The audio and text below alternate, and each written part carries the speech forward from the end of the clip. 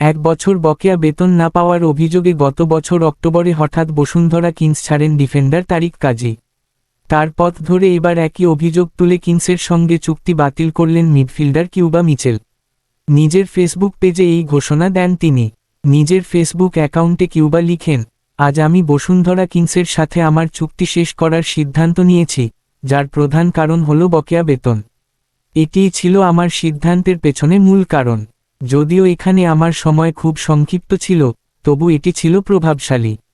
আসার মুহূর্ত থেকেই আমি এখানকার জীবনযাত্রা, সংস্কৃতি ও মানুষকে আপন করে নিয়েছিলাম। আমি এমন কিছু ভালো সতীর্থ ও সমর্থকদের সঙ্গে পরিচিত হয়েছি যারা আমাকে উষ্ণ অভ্যর্থনা জানিয়েছিলেন এবং আমি কেন এই খেলাটি ভালোবাসি তা মনে করিয়ে দিয়েছিলেন। ইংল্যান্ডের ক্লাব সান্ডারল্যান্ডের যুব দলে খেলা 20 বছরের তরুণ কিউবা মিচেল 3 বছরের চুক্তিতে গত জুলাইয়ে যোগ দেন দেশের সবচেয়ে শক্তিশালী ফুটবল ক্লাব বসুন্ধরা কিংসে। তবে খুব একটা ম্যাচ খেলা হয়নি, বেঞ্চেই কেটেছে বেশি সময়। ইংল্যান্ডের বার্মিংহামে জন্ম নেওয়া কিউবার বাবা জ্যামাইকান, মায়ের দিক থেকে তিনি বাংলাদেশি ঐতিহ্য বহন করছেন। গত বছর নভেম্বরে নেপালের বিপক্ষে ঢাকার জাতীয় স্টেডিয়ামে ফিফা প্রীতি ম্যাচে বাংলাদেশের জার্সিতে তার অভিষেক হয়েছে। হামজা চৌধুরীর বদলি হিসেবে খেলেছেন শেষ 10 মিনিট।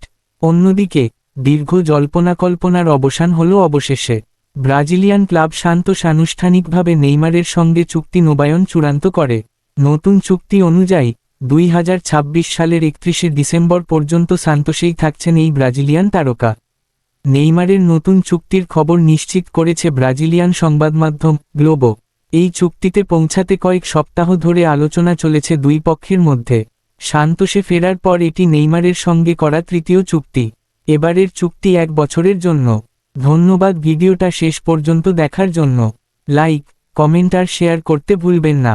সাবস্ক্রাইব করে আমাদের সাথে থাকুন। কেমন লাগলো জানাবেন নিচে। আগামী ভিডিওতে আবার দেখা হবে ইনশাআল্লাহ।